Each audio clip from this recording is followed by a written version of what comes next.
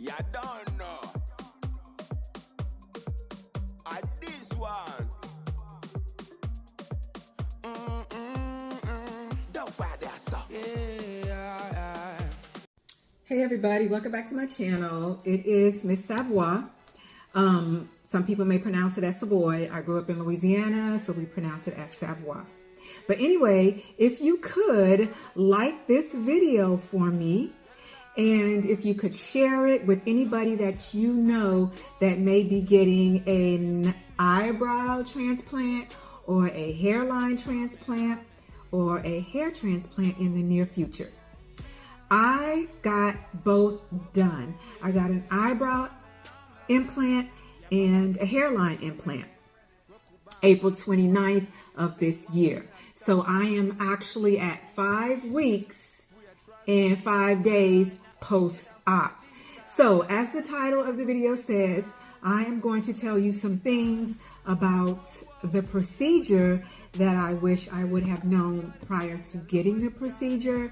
Even though my doctor was amazing, Dr. Scarlet in Cancun, that I got it done in Cancun, the facility that I got it done at in Cancun was amazing. Ooh, I think I'm gonna sneeze. Ooh, excuse me. She was amazing. But there's some things that I wish I would have known before. I did do my research. I did a lot of research, but when you're excited and some things may go over your head, or you may overlook some things, or some things that you just really don't just kind of like overlook. But anyway, let's jump right into it. The first thing, I'm going to go over about 5 things.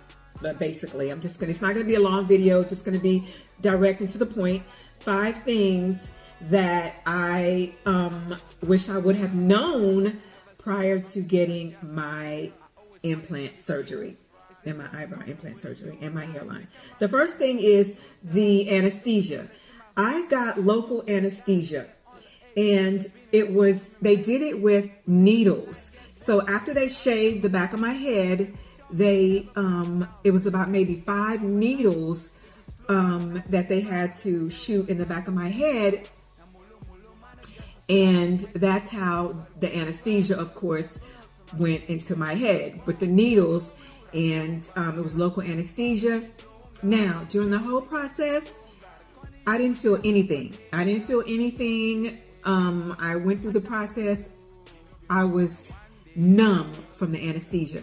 The needles, when they're going into the back of your head, because your head is freshly shaven, it burns. It burns. Okay? So the anesthesia going into my scalp burned, right?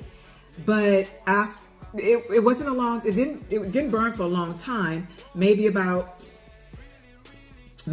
or 30 seconds. That was it. But it does burn when they put the anesthesia in the back of your head.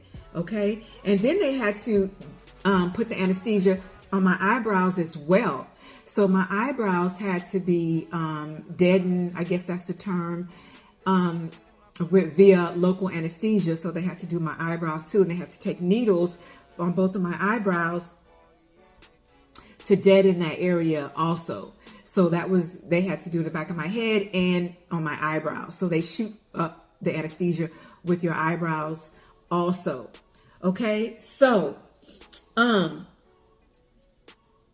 yes. The second thing is, for me, not for all people, but for me, I swole up.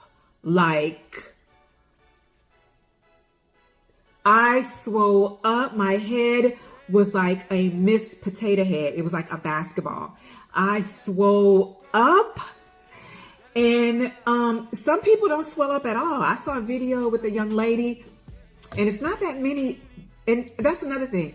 It's not a lot of videos out there that give information from a woman's perspective, because it's not a lot of women that have had these procedures done, or if they did, they're not on YouTube, or they're not on social media, and they're not posting their journey. But I swole up.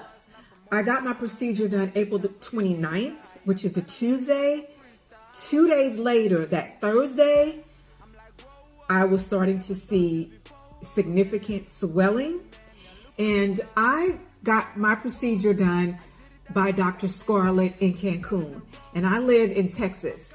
So I had to fly back the Thursday. I booked my flight to fly back to Houston, Texas, Thursday, 2 days after. Oh my goodness. When I landed in Houston that Thursday, my head was so swollen. And I think, and I read after that if you're going to fly, you want to probably wait at least 4 days after the procedure and fly back to your home destination. So mine was just 2 days after my procedure and I was flying. So next time, my next procedure that I'm going to get done next spring, I'm definitely going to wait for about a week until I know my swelling has gone down totally, and then I'll fly back to my home destination. So the swelling, I think the swelling made it worse. I really do. I'm sorry. I think the flight, me flying, made it worse because it wasn't that bad prior to the flight. But once I landed, it was like, oh my God. You know what? I'm drinking some wine because we've all had a week this week. And so I'm going to drink my wine as well. Ooh, child. I'm drinking wine, honey, because it's been a rough week. But anyway, the swelling, okay? And not everybody swells. Not everybody swells. But of course, me, I was going to swell, baby. I was going to swell. The third thing is, for the first 10 days after your procedure, especially if you're getting eyebrow implants, your eyebrows are going to be crusty. They're going to be crusty. And, excuse me, that's part of the healing process. It's going to crust. It's going to scab. Now, mind you, I'm 5 weeks and 5 days post-op. All of my crusting, all of that is gone. I'm good. But the crusting is part of the healing process. And you can't pick at it. So it's going to be white, crusty flakes. They tell you that you need to spray it. So they give you a spray bottle with some type of saline solution. I forgot the name of it, but they give you a spray bottle and you have to spray your eyebrows for the first 10 days every hour or two because they don't want your eyebrows to dry out. And this saline solution spray also helps to speed up the process, the healing process as well. So your eyebrows are crusting. And then they give you a shampoo that you can't rub your eyebrows, you can't rub your hair, you can't rub your hairline. So they give you a specialized shampoo that I think, yeah, every day I was supposed to take this shampoo, which I did.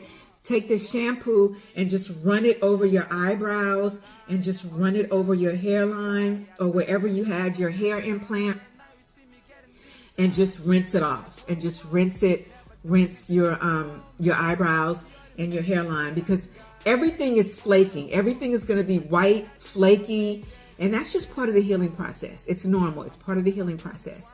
So they give you a shampoo. You can run the shampoo in the water over your eyebrows and your hairline, but you can't rub it because you don't want to dislodge or damage the follicles that have been implanted.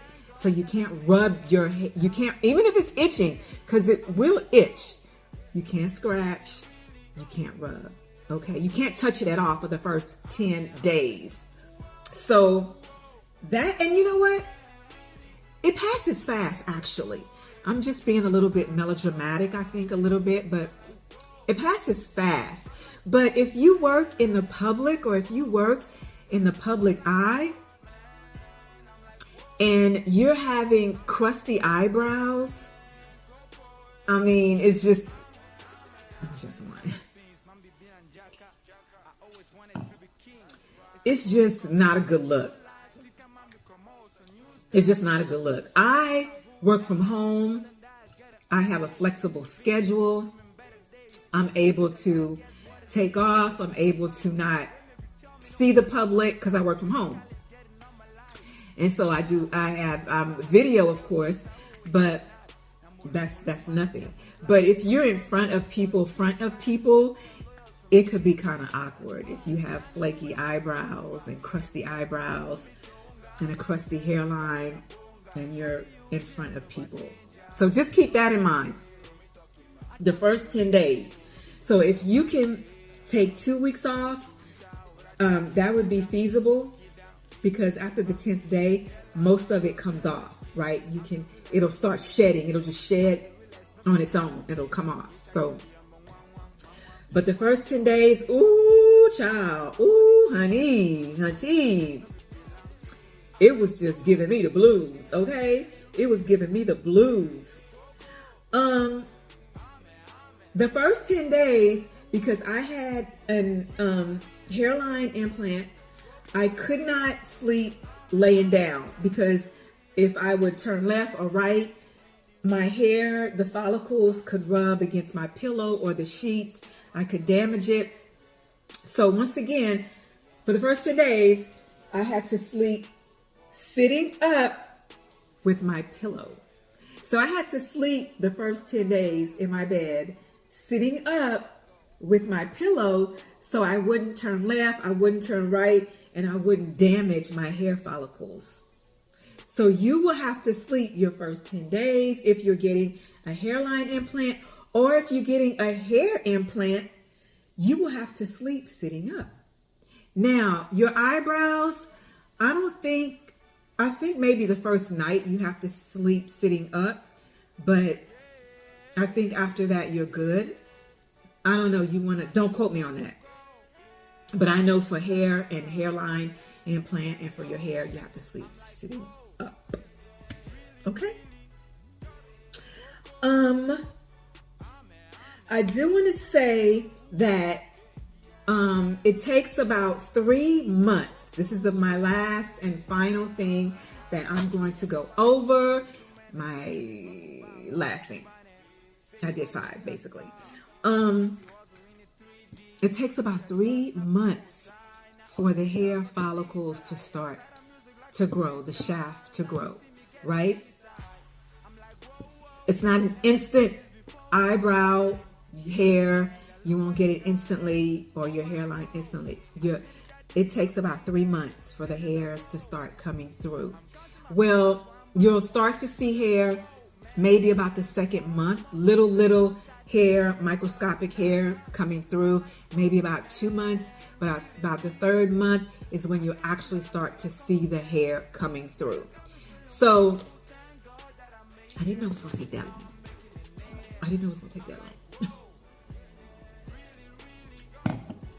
And it takes a full year for it all to grow in.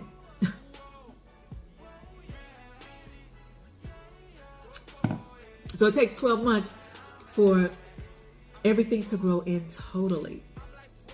I knew it was going to take long.